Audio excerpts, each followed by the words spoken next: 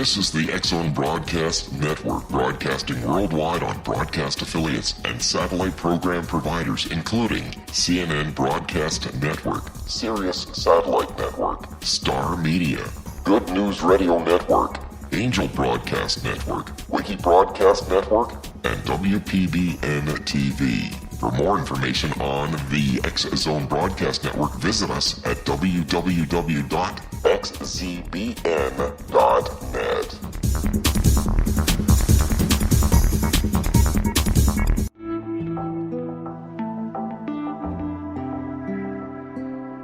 Take a step back in time and discover old Florida cuisine at Marsh Landing Restaurant in Fellsmere. Enjoy delicacies such as frog legs, gator tail, catfish, and swamp cabbage, or enjoy the more traditional cuisine like hand-cut Angus steaks, ribs, and seafood. Join us for breakfast with a southern flair featuring sweet potato pancakes, biscuits and gravy, and much more. Planning a party? Marsh Landing's private dining room can accommodate groups from 8 to 80 people. While you're visiting, enjoy the historic pictures, artifacts, and stories that line the walls. Marsh Landing is truly a unique experience. Marsh Landing Restaurant, 44 North Broadway in historic Fellsmere, or visit marshlandingrestaurant.com. Marsh Landing, old Florida cuisine at its best.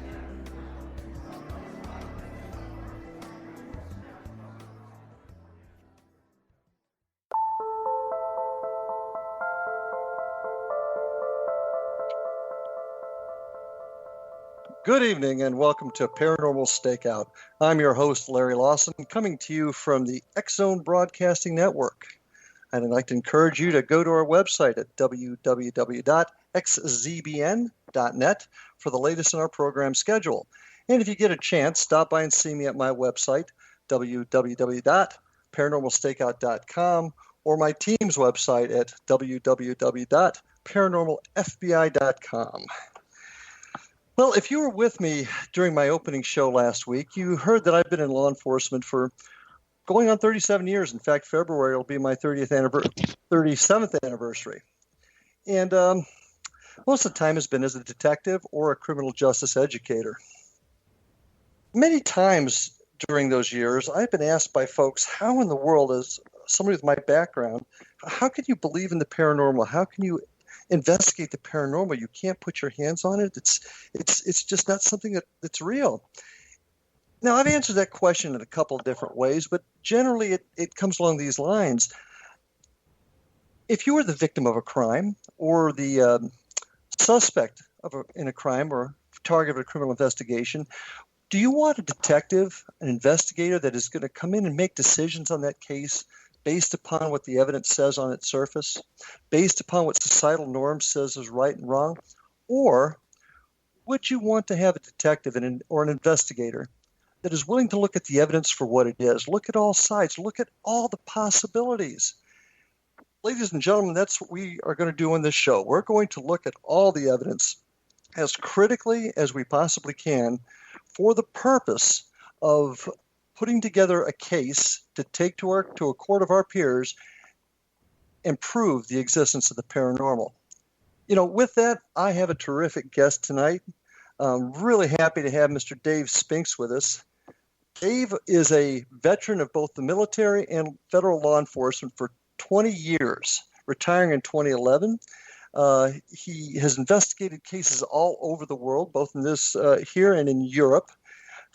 Investigated some of the most haunted places and notoriously haunted places in this country and abroad.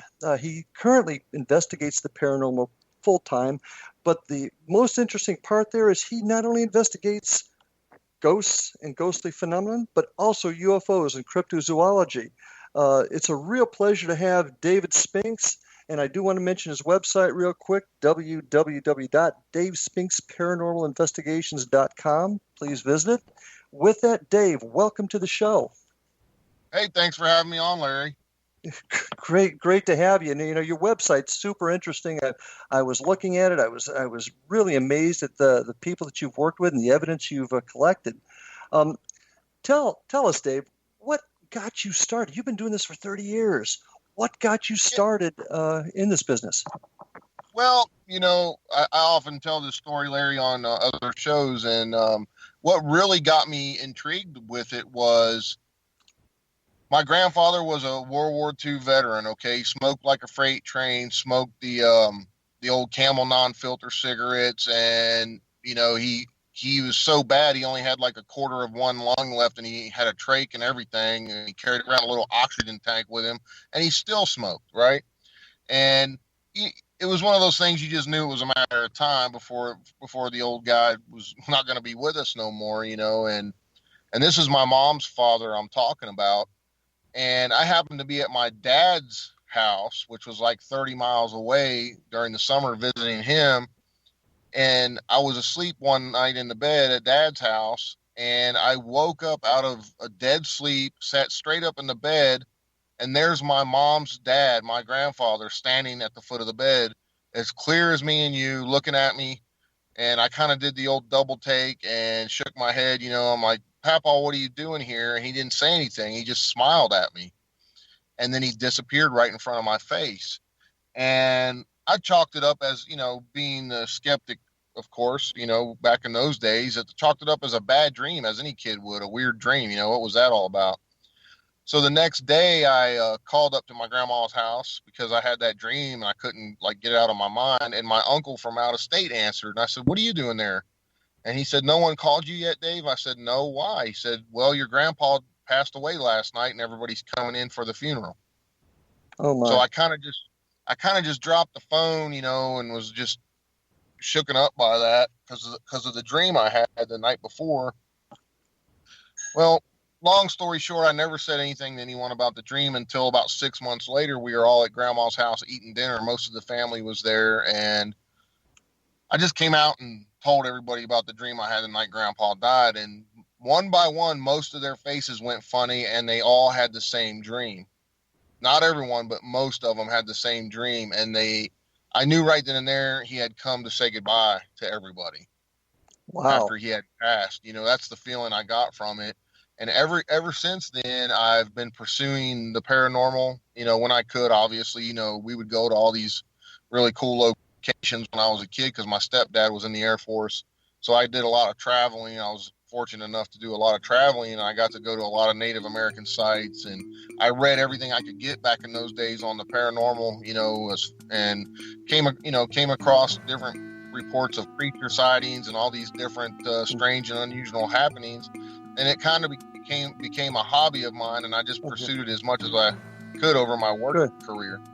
Cool. And Dave, got to take a break right now. I hear the music coming on, so right. We'll be back to you in just a quick second.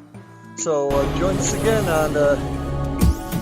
This is the X-Zone Broadcast Network, broadcasting worldwide on broadcast affiliates and satellite program providers, including CNN Broadcast Network, Sirius Satellite Network, Star Media, Good News Radio Network, Angel Broadcast Network, Wiki Broadcast Network, and WPBN TV. For more information on the X-Zone Broadcast Network, visit us at www.xzbn.net.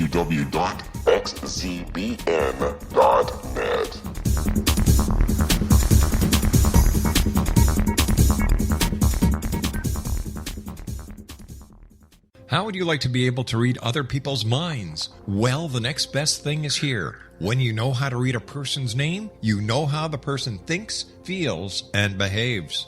Each letter in our name holds a key to unlock our true essence. Our name contains both our gifts and challenges in this lifetime. Mnemology science discovers personality secrets hidden in the placement of the letters of our names, including the first and last impression people remember about us. Sharon shows us how to interpret the arrangement of letters as outlined in her book, Know the Name, Know the Person. Sharon Lynn Wyeth created mnemology science after 18 years of research and testing her theories, and has supported thousands of people around the world in understanding themselves and others better. You'll enjoy Sharon's unique teachings as she shares her system to learn the gifts behind your given birth name. Even if you don't like your birth name, there are jewels in this book. If you're thinking of changing your name, ready to name your child, or wanting to get along better with others, this is the book for you. If you'd like to improve your relationships and change your life for the better, get the book today, Know the Name, Know the Person, or visit www.knowthename.com. That's www.knowthename.com.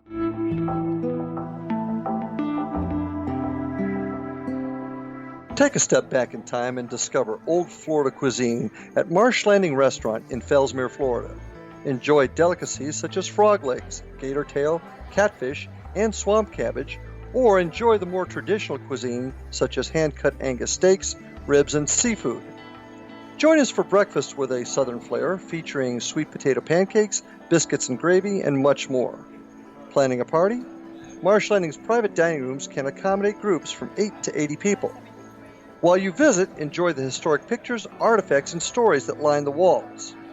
Marsh Landing is truly a unique experience. Marsh Landing Restaurant, 44 North Broadway in historic downtown Fellsmere, or visit marshlandingrestaurant.com. Marsh Landing, old Florida cuisine at its best.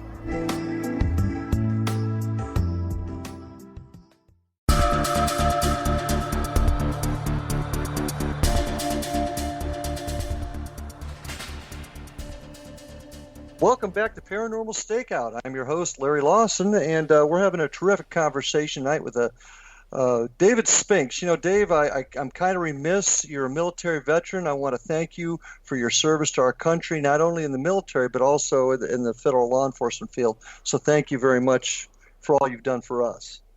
Hey, thank you, and same to you. Thank you, man. Well, listen, you know, being a cop and being in the military, that's a very unique set of skills, especially for our field. Tell me how your military and LE background has helped you with your work in paranormal investigation and research. Well, you know, I think first and foremost, as you know, Larry, you know, you are subject to massive amounts of training when you're in the military and law enforcement, and you are taught to become a trained observer, and that gives you a little bit of an edge on the average Joe, I would say, you know, because Agreed. You're taught to look for things that the average person would not normally notice, in my point of view, in my opinion. Yeah, that's been a huge help with mine. Of course, my background being criminal investigations, you know, interviewing skills, and you're right, trying to find things that the average person doesn't notice. Along those lines, and I'm a big stickler on evidence and evidence collection and preservation. Give me an idea, if you can, or listeners an idea on your techniques. How do you collect evidence? What do you do to preserve it? That sort of thing. Well, you know, one of my favorite types of evidence to collect in the paranormal is EVPs. You know, and there's a whole, I mean, we could spend an entire evening talking about different things that have to do with that. But what I try to do, just to give folks a basic understanding of the way I try to do things, first of all, I love EVPs because if you're in a room or a building all by yourself, or it's just you and one of your other investigators, and you're asking a question and you get a direct, relevant, pertinent response to that question from a voice that's not you or your partner that's in there with you, you really have something there. You know, that's something tangible that you can say, hey, that wasn't either one of us, and we know there's no one else in the building. And then what I try to do is I try to get confirmation and make them reiterate that, you know, answer that question for a second and even a third time. And in some cases, I've actually gotten that. And that, to me, is very compelling evidence right there. And that's just one small example, you know, of collecting evidence in the paranormal. You know, those recorders, you know, the human, when you go into all the hertz and the megahertz and all the human range of hearing, it's very, very interesting to understand how a voice that was not a living person is captured on those devices. It'll really blow you away if you delve deep into it. I got to agree with you. Some of my most compelling evidence have been along the lines of EVPs also. One of the things I like to try and do is what I call triangulate it. In other words, catching an EVP at the same time I'm using a K2 meter or a Mel meter or some other device, and getting two or three pieces of equipment registering an event at the same time. So I agree with you. Yeah, when you can get a response on a say a recorder, and then you have other devices that you're actually taking hits on at the same time, that's even more compelling. Via temperature changes, or you have you're getting an EMF fluctuation, or whatever the case may be. The more stuff you can take, document that's going on at the same time, the better in your evidence collect. Absolutely, and I tend to be a little bit more critical of things that aren't scientific, but I had an incident recently where my son was using a set of divining rods, and I had a K2 and a Mel meter, and all three of them were registering answers to the questions at the same time. That was pretty exciting. We managed to even get that on video, which was even better. So what's your most important tool? What's your favorite piece of equipment that you use to collect the evidence? Well, as far as mechanical devices, like I said, I love EVPs, and I use different types of recorders. I use digital. I've actually done some reel-to-reel stuff, and just old style cassette tapes. The magnetic ones seem to capture a lot of EVPs for whatever reason. But like I said, the most pertinent thing to me is to get a tangible, relevant response to any questions I'm asking via a name, or a good answer to my question that has backed up in factual information, is very, very good. But I always tell folks the best piece of equipment you can take on a paranormal investigation is yourself, because I don't know about you, Larry, doing what you've done for so many years as myself, you kind of build this gut instinct, and you kind of, when the hair on the back of your neck stands up, or you get that gut feeling, something's going on, and you can honestly feel that tangible change in the atmosphere where you're at. The longer you do this, the more open you become to it. I agree, and being open is huge. Now, I like using a lot of the modern equipment too, but sometimes some of the old school stuff works, such as a simple thermometer and a glass of water for temperature change. How about a compass?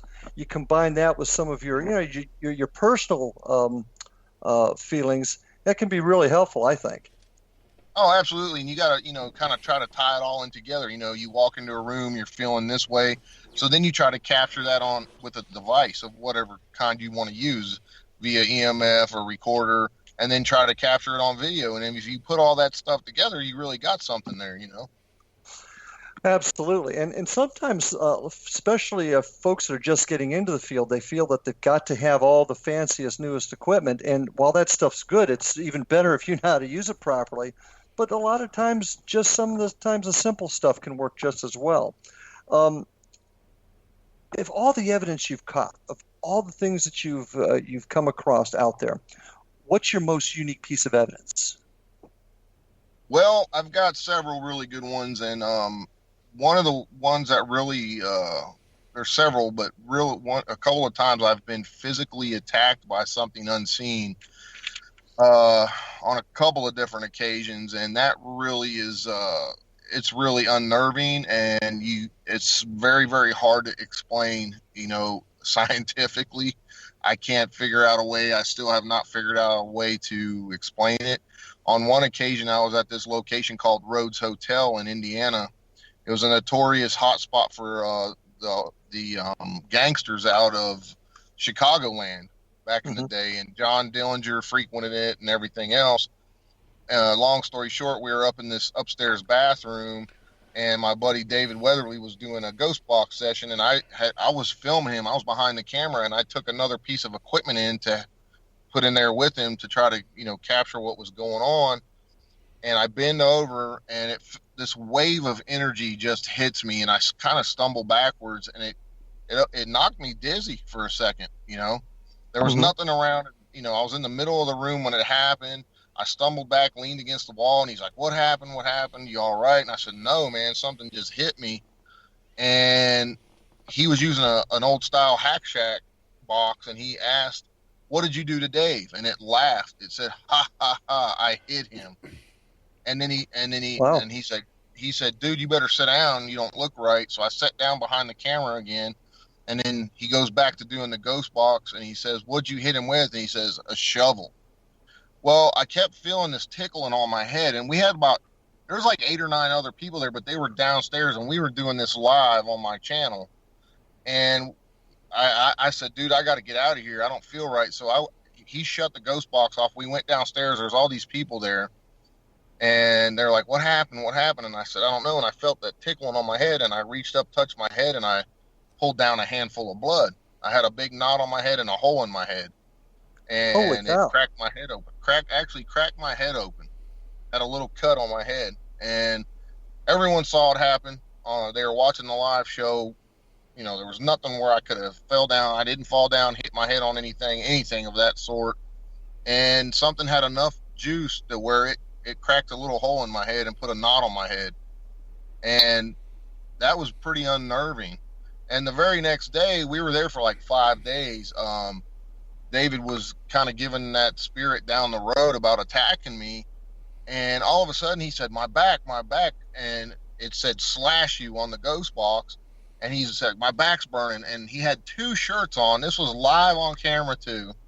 Wow. I said, come here. I picked his shirt up, and you could see these huge scratches just forming across his back. I mean, and they just kept forming and forming, and it was really bright red. So we were both attacked, you know, and that's happened several different times at different locations I've been at.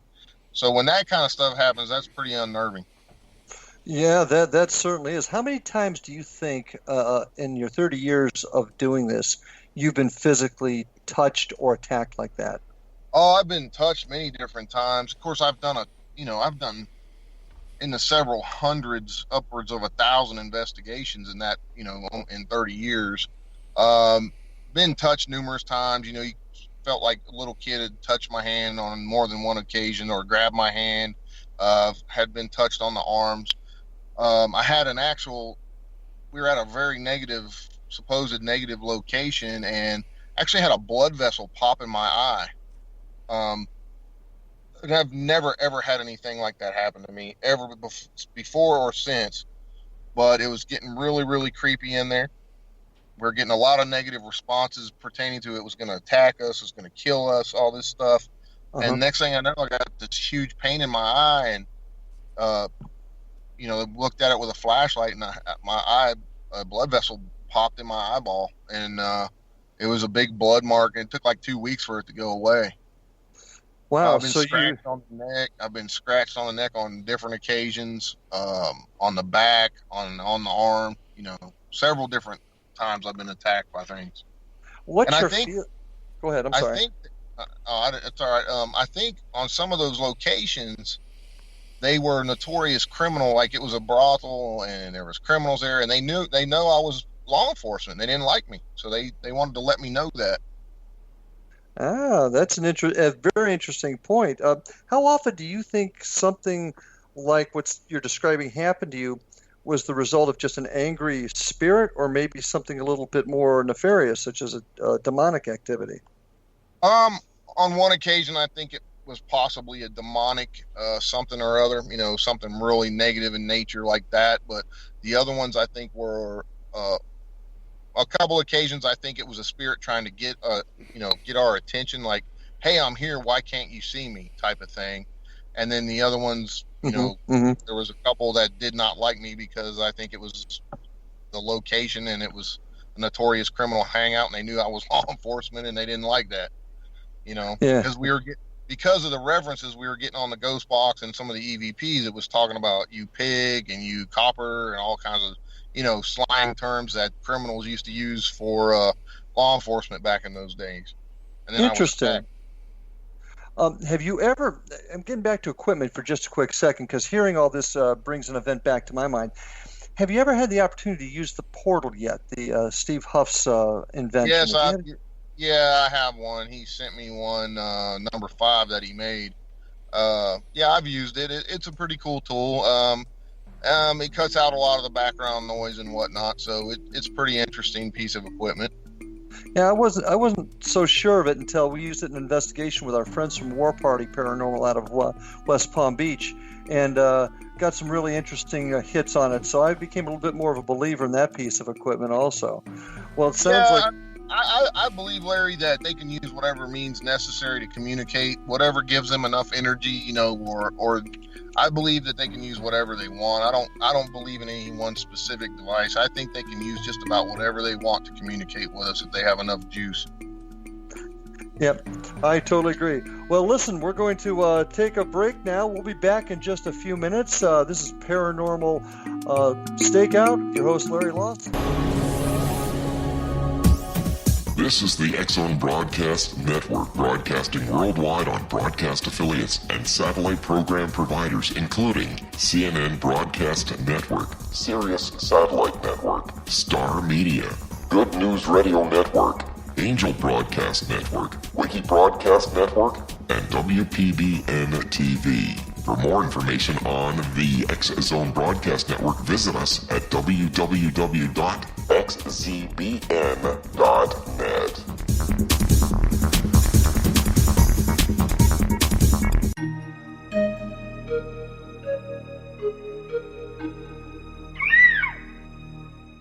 While science pursues fact, magic accesses the quantum level, bridging random facts to form truth. As long as science and magic remain separate and polarized, the truth cannot be known. I'm Gwilda Wiyaka. Join me on the Science of Magic radio program, dedicated to unification and evolution of consciousness. During each episode, I'll be speaking with experienced and respected scientists and mystics. From astrologers to astronomers, from medical doctors to shaman, the scientific method to dowsing and intuition, we'll weave together information from seemingly divergent practices to promote unity and enlightenment. Join me, Gwilda Wiyaka, and the Science of Magic right here on the Mutual Broadcast Network. For more information, visit www.thescienceofmagic.net. Gibbs A. Williams, Ph.D., is a practicing psychoanalyst, supervisor, researcher, and author in New York City. Much of his life has been dedicated to understanding nature and the uses of meaningful coincidences or synchronicities. His radical and original non-Jungian, non-mystical, non-magical theory of synchronicities illuminates much of the fog surrounding this challenging and perplexing topic. His ideas and manners are fresh, presented in a style that is both entertaining and highly informative. He is also an expert on crisis intervention, specially focused on violence reduction for the police and citizens, mastering anxiety, frustration, and stress without the use of medication, and effectively preventing and treating heroin addiction. Dr. Williams can be contacted at his email address at gwwilliamsny11@aol.com or visit his website at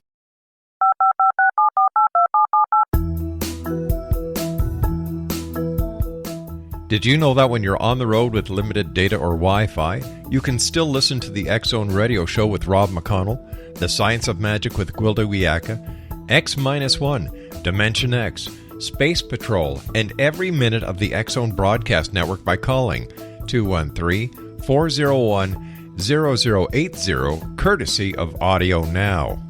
No smartphone, app, or internet needed. It saves your data plan, and it's free if you have unlimited minutes. Call 213-401-0080 to listen on any phone, anytime, anywhere.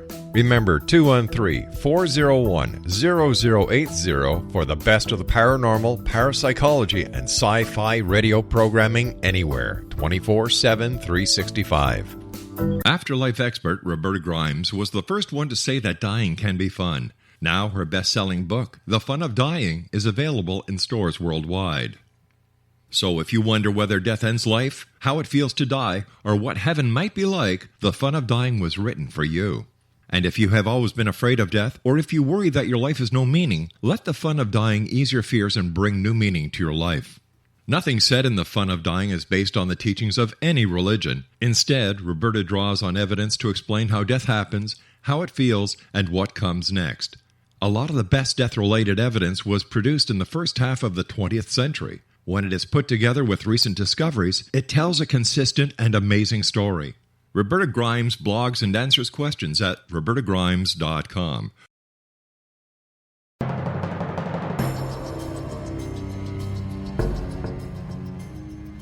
Welcome back to Paranormal Stakeout with your host, Larry Lawson. And tonight I've got Dave Spinks. What a conversation we're having. Dave, some of the stuff that you were just describing, some pretty harrowing types of investigations you've been involved in. And you're thinking maybe just once or twice they were truly demonic. other than that, they were just mean spirits. Is that pretty correct? Pretty accurate? Yeah, I think that's pretty accurate. I think true demonic hauntings are very rare in nature. That's just my personal opinion. You have the flip side of that. Some people think you're either communicating with devils or angels and that's it, period. I mean, there are just all kind of theories out there, but my personal opinion is real true demonic hauntings and activity is very rare if in my book. Yeah. Well, keeping along these lines, tell me what kind of case do you prefer to investigate? What's your favorite place to investigate, if you will? I've been doing this long enough that I like just new and off the wall stuff. I like it all, really, Larry. Anything of the unexplained, supernatural, in the supernatural realm. That's what I'm all about.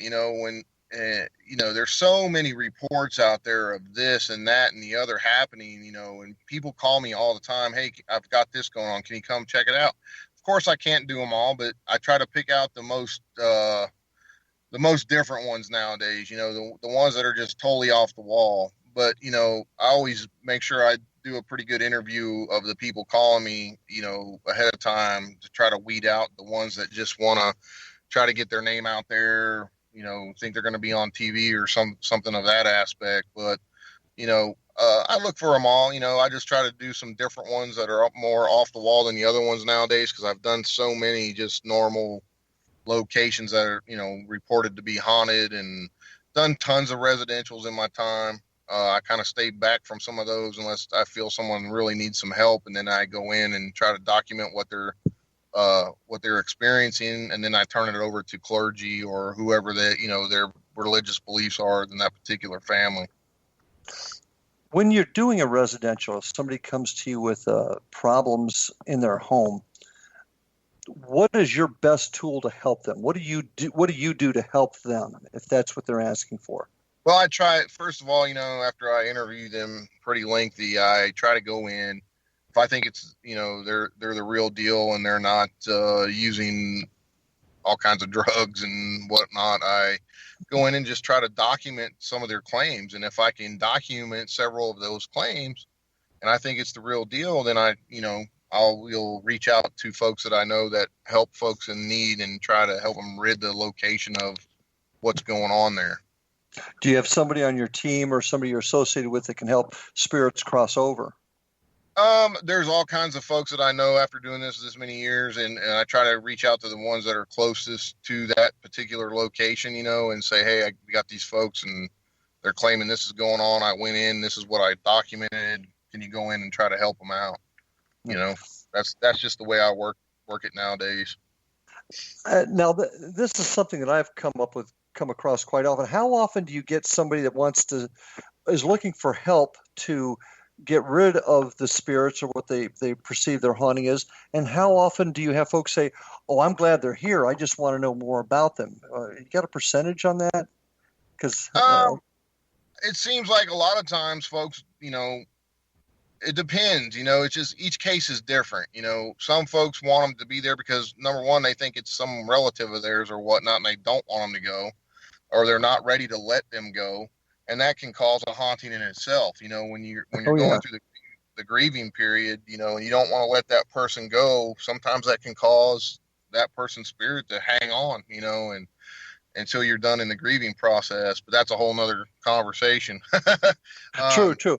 And I had a spate, or just lately, it just seems most people want them to stay. They just want to know who's there. That's why I was wondering what you were running into. Yeah, I've run into all kinds.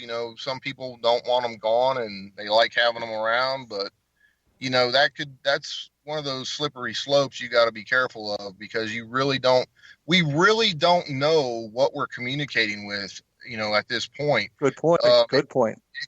It could be something negative in nature that's trying to gain your trust and get in good with you, and then bam, you have an attachment, and that's not good. It's just, there's just so many different ways you could go with this stuff.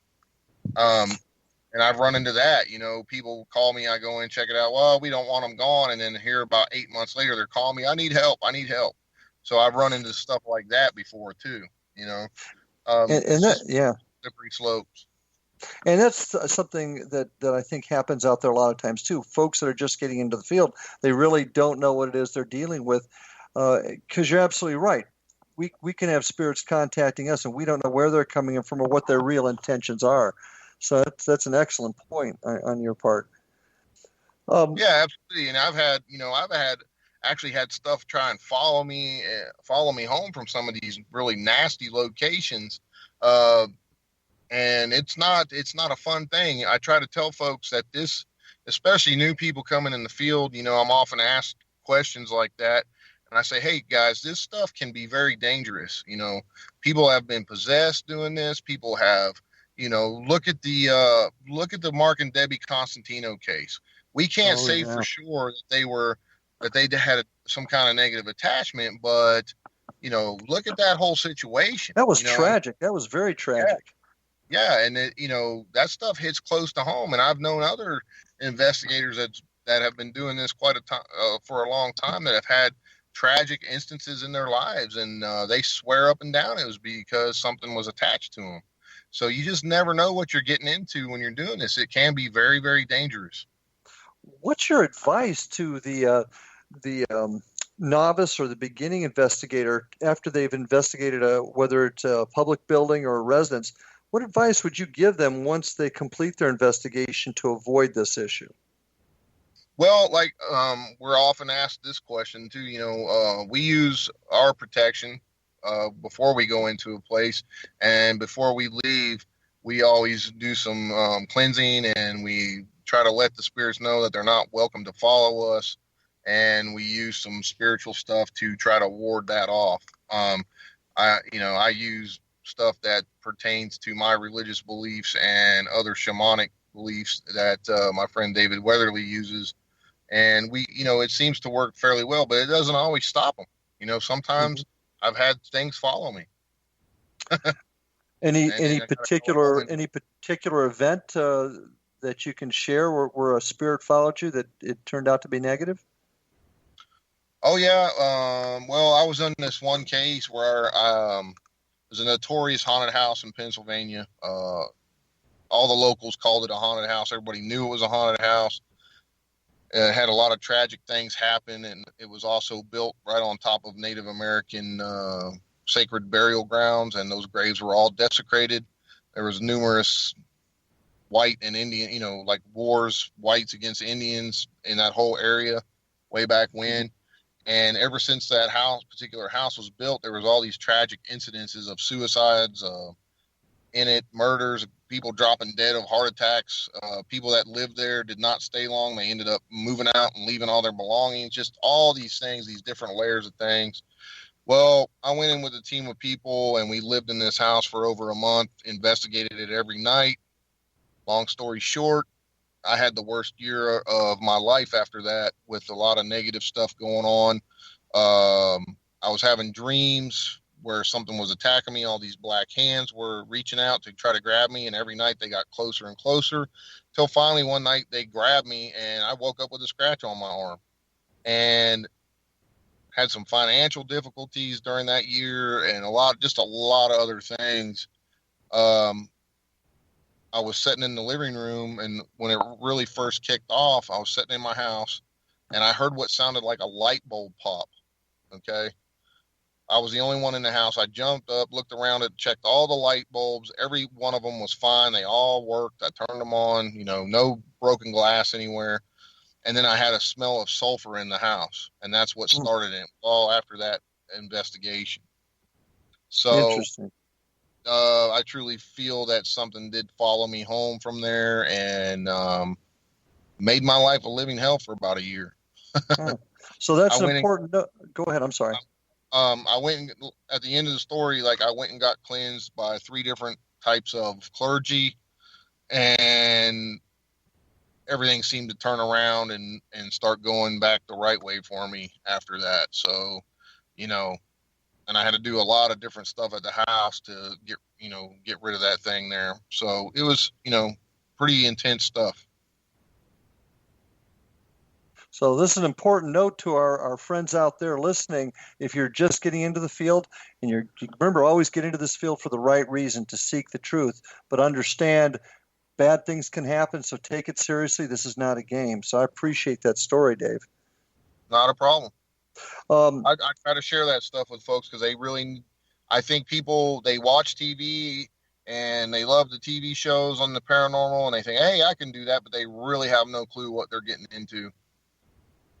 And that's why we're here. That's why we're doing this show, to get folks like you that are on the line out there doing the work, getting their hands dirty, to get information to folks that are interested in following us in the field. So your story there is really helpful, and I really appreciate it. You're talking a lot about your cases. Do you work with a team, or do you mostly work on your own? I'm an independent. I've had teams before. Like I said, I'm an independent, but I also come together with my good friend Sean Austin and David Weatherly, and we formed a group called Society of the Supernatural. And when we do travel around quite often and a lot and do these really off the wall cases. And like I said, we don't just do ghosts. We check into reports of cryptids and unknown creatures people have seen. And UFOs as well. So, we do a little bit of everything, and I really enjoy that. Yeah, so you've got a full plate. You just don't handle the spiritual, but you look after all aspects of the paranormal, don't you? Oh, absolutely. I think I counted the other day. I did like 40 investigations this year in 2016. So almost one a week if you go back and look into it. But usually when we go out, we spend a whole week and we hit several different areas in 1 week when we go out together, us three. So, and then when I come home, I usually have local cases that I do that people call me about, and I kind of stay around the state of West Virginia and do those. Mm-hmm. But, we're very busy. We're always on the road doing something. What's your average amount of time you spend on an investigation? It just depends. Like if we're just staying there for one night, we usually start between 7 and 9 p.m. and we go till as long as we can go until we're just absolutely exhausted. Cause as well as I do, some of these places just drain your energy, spiritual, mental, and your physical energy, just drain you out totally for whatever reason. And, I think that they do that to gain energy from you so they can communicate, so, we do as long as I can. Sometimes we'll stay at a location for 2, 3, 4 nights, and get try to document as much stuff as we can. It just depends what we're doing at any given moment. Yeah. And you got to be careful too. You're talking about getting tired. Once you get too tired, you start making mistakes. And when you make mistakes, that's when problems happen. No doubt. Absolutely. Do you work with MUFON at all? I have a little bit. I'll tell you, let me interrupt you here, Dave, because I hear the music. So we're going to take our last break here. This is Larry Lawson, your host of Paranormal Stakeout. We'll be back to you after these important messages.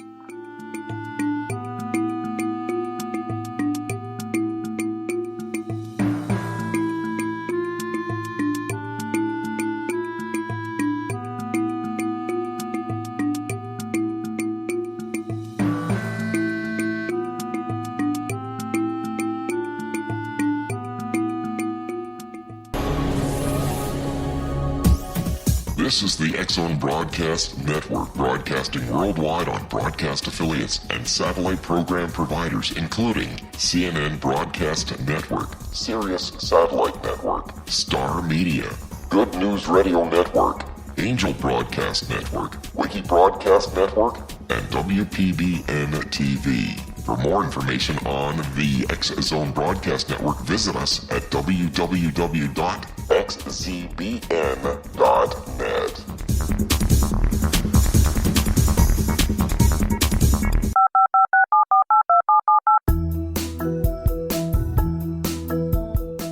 Did you know that when you're on the road with limited data or Wi-Fi, you can still listen to the X-Zone Radio Show with Rob McConnell, The Science of Magic with Gwilda Wiyaka, X-1, Dimension X, Space Patrol, and every minute of the X-Zone Broadcast Network by calling 213-401-0080, courtesy of Audio Now.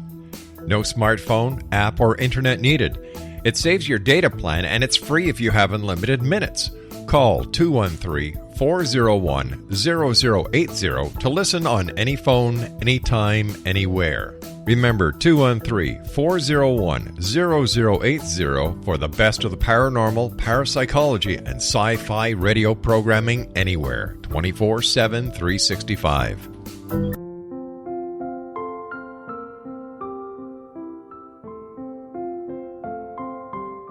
I am Dr. Carl O'Helvey, founder, president of a new cancer foundation focusing on evidence-based physical, mental, and spiritual interventions, including natural cancer cures, prayer, meditation, affirmations, nutrition, and other related holistic cancer prevention and cure modalities. These are used in cancer education, research, and financing care. I ask for your help to continue this important work by donating at www.holisticcancerfoundation.com.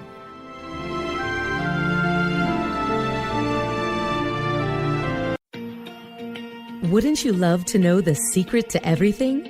Well then, meet Dr. Kimberly McGeorge and her cutting-edge breakthrough knowledge that combines science with possibility. Dr. Kimberly brings real-life answers and healing to those open to alternative solutions.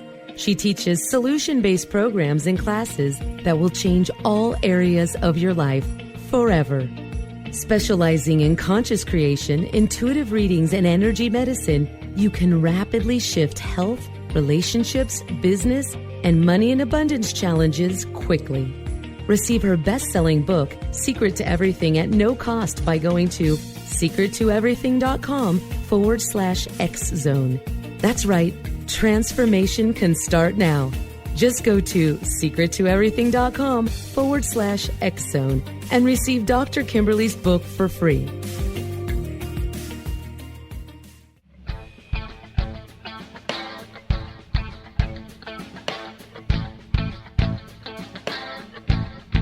What Happened in Benghazi is revealed by Nicholas Genix, author of Obama, Islam, and Benghazi. He informs the American people that President Obama deceived them by advocating a strong foreign policy prior to the 2012 presidential election, and Hillary Clinton supported this deception. As the title infers, there is a connection between Obama, Islam, and Benghazi. Ample evidence informs Americans that Obama's early indoctrination in the Quran developed an affinity for Islam, why the Quran is the source of discontent in many countries, and why the Obama foreign policy deception led to poor military action and caused the loss of American lives in Benghazi. Genix provides 36 questions for the Select Committee on Benghazi to validate if Americans are justified to mistrust President Obama and Hillary Clinton. An overview of Obama, Islam, and Benghazi is presented on the website www.futureofgodamen.com. That's www.futureofgodamen.com. You're listening to the X-Zone Broadcast Network, www.xzbn.net.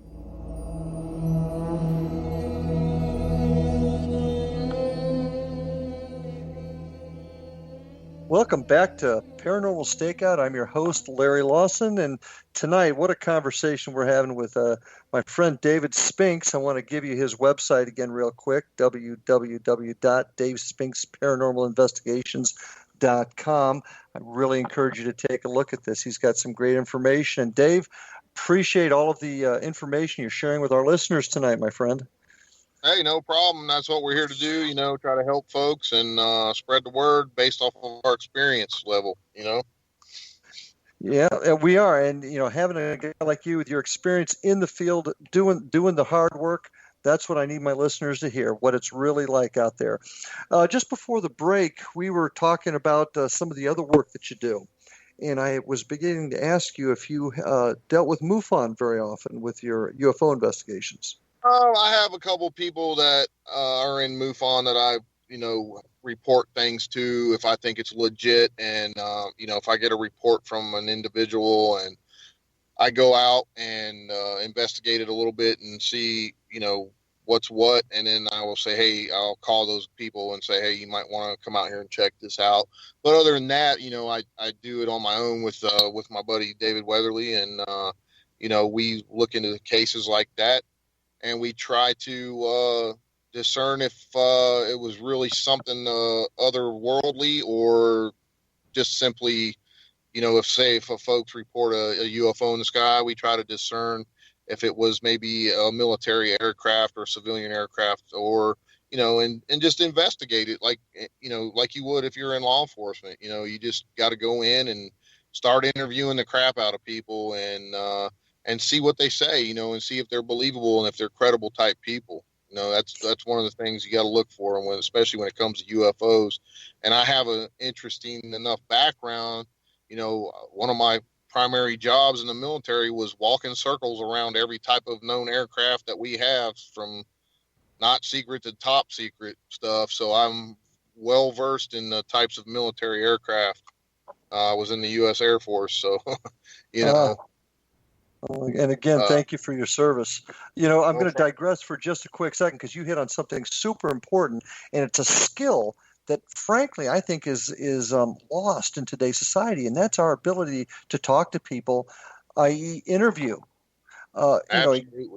A good, solid interview at the beginning of an investigation can do wonders, helping you to discern different types of evidence and what the real situation is. And so often we forget how to talk to people. I think it's a lost skill. Oh, absolutely. I agree with you, and another thing is getting people to talk to you. It's very hard, especially when it comes to the supernatural / paranormal world. People don't want to be labeled as crazy or whatever the case may be. And sometimes it's hard to get them to open up. It really is. So, when you interview people, there's a lot of techniques you can use. And I feel, us being in law enforcement, we have a major advantage over folks when it comes to that aspect of it. Absolutely. There's no doubt we do get some good training along those lines. Back to UFOs now. What's your most compelling case dealing with UFOs? Can you share that? Believe it or not, I live in West Virginia, and I've had some crazy UFO cases reported here, and some of the most well-known cases in ufology are from here. So I've looked into some of the old cases, and I've actually witnessed a few things in the sky here myself, and same with my family members, that are really, really compelling. I had a sighting a couple of years ago in my backyard. Often in the summer, in the evenings, I would like to set out and have a fire, because I live on top of a mountain, and you can see really, really good. The sky's really clear. And I like to have a little fire and just kick back, maybe drink one, and just watch the sky. Well, for some reason, one night I stood up there and turned around completely, 360, turned around and was looking behind me, and I see a yellowish, pearlish white object coming across the horizon. And I mean, this thing was trucking. It had to be doing 10 to 15,000 miles an hour, because I saw it from horizon to over my head within seconds. And, as soon as I saw it, I made a beeline for my truck, because I wanted to get my 1,000-power binoculars out and get a good look at this thing. Well, as I run for my truck, it's almost over our heads. And the woman I was with at the time said it just made a 90-degree turn. Now, something going that fast, no human could survive something moving that fast and then making a 90-degree turn like that. There's just there's not a G suit that could withstand that and make a human live. I grabbed my binoculars out, and by the time I got my binoculars out, it was at a dead hover over our heads. It was probably, I'd say, 3,000 to 5,000 feet up in the air, and there was complete silence. This thing, bare minimum, it would have broke the sound barrier, and you would have heard a sonic boom. This thing did not make a sound. There was no flashing red, white, and green aircraft lights on this thing, not a sound. And I got a good look at it on my binoculars, and it shot straight up into space. Within a second, it was gone. Wow. And I was just standing there dumbfounded, and started talking to the woman that was with me, and I was like, can you believe what we just saw? And she's like, totally freaked out. She was freaking out. She'd never seen anything like that, and so of course I the next day I'm all over the internet searching to see if anyone else had seen this object. Turns out the same object was seen in several different states. It was seen in Ohio, West Virginia, and Pennsylvania. And one guy caught it on video, and I knew it was the same object because it was exactly the same thing I saw. So we did a MUFON report on it, and they published it. It was pretty intense. And as far as little green men, no, I haven't really had the chance to investigate anything like that, people being abducted or any of that sort. But I've investigated a lot of different sightings. I've seen pictures. People have showed me pictures they've taken, and probably about 75% of those are misidentified aircraft that I've investigated. But there's that small percentage that you're like, ooh, that could be something right there. So it's very interesting to me, and I love doing it. Well, I also noticed, too, that in addition to investigating possible UFOs, you're right in the heart of Bigfoot country, aren't you? Oh, yeah. This is a Bigfoot hotbed here in West Virginia. Just in my county alone last year, there was like 7 different eyewitness accounts. I've had my own encounter with one back when I was a kid, and my grandpa called it the Monkey Man, my dad's dad. We spend a lot of I try to explain to folks here in West Virginia, we grow up from the time we're 5 years old. We're out in the woods hunting and fishing and everything else. We're pretty much walking around being taught how to hunt and survive in the woods as little kids. So we do spend a lot of time here, and this whole state is nothing but mountainous woods region. And I think you're from Ohio. You know what I'm talking about. I'm sure you. Oh yeah. So I'm surrounded by millions of acres of wilderness right where I live. So, you never know what you're going to see here from day to day. It could be a bear, it could be a herd of deer, it could be coyotes, whatever. And, I often tell people there could be something standing behind that tree right there, and you'd never know it was there. People do not pay attention to their surroundings. They are concentrating on their 9-to-5 job, worrying about the kids, worrying about what they're going to get on the dinner table, that kind of thing. And they're just that's a conversation you and I can have. That whole issue of not being aware of your surroundings and people not noticing things. You and I could have a whole hour conversation just on that. Your career, your background is so varied. Yeah, and I try to explain that to folks. How often do you look up in the sky? How often do you watch the woods by your house, or when you're going down the road, or how often do you take a peek and see, just look at your surroundings. One of the first things you're taught in law enforcement, and this is when I see a person, the first thing I look at is their hands. I'm seeing what they're doing with their hands, because I want to know if they're reaching for a weapon or what they're doing. It's when you do it so often, it's like second nature. But if you don't do it, you're more, like I said, you're more concentrating on everyday life, going to work, getting off, whatever you're doing with the kids or whatever. Absolutely. Just not trained to do that. Well, Dave, I'm going to be honest with you. I've got to have you back on the show. We didn't even touch on half the stuff I would have really liked to tonight. Your travels around the world, not to mention a little bit more of your work with cryptozoology. Just really have enjoyed this time together. Now, your website, www.davespinks.paranormalinvestigations.com. Are there any other sites that you can recommend to our listeners? Let me correct you on that. It's www.davespinks.paranormalinvestigator.com. Sorry. Thank you for correcting me, my friend. If folks go to that website, they have links to, we have 2 YouTube channels. One's called Real Supernatural. That's mine as an individual. And then we have Society of the Supernatural that me, David, and Sean all do our work on together. And a lot of these investigations we do, guys, are live. There's no editing. So what you see is what you get. It's the real deal. And people really like it because they can join in and they feel like they're there with us. They're experiencing what we're experiencing at the same time we are. So that's what we try to bring to folks. We got a DVD series coming out soon, and we have books that are being published. David's got Black-Eyed Children, Strange Intruders and Wood Knocks, which deals with Bigfoot. There's just all kinds of stuff that we've got coming out recently and in the near future. So please check out the website and check out our YouTube channels and our Facebook. All the links to all that stuff's on that website, and any current events we got coming up this coming year will be listed on there. It's full of all kinds of paranormal stuff. Outstanding. Well, like I said, I can't thank you enough as we begin to wind down here. I can't thank you enough for joining me today. We're going to have you back. It's just that simple, Dave. We got a lot more to discuss, and it sure is nice having a brother law enforcement officer on the show with me. I do also want to remind everybody www.xzbn.net. Check out our program schedule as well as www.paranormalstakeout.com. Please join us out there. And Dave, once again, thanks for being with us. I really appreciate your time. Thank you for your service to our country. And I'm looking forward to talking to you again.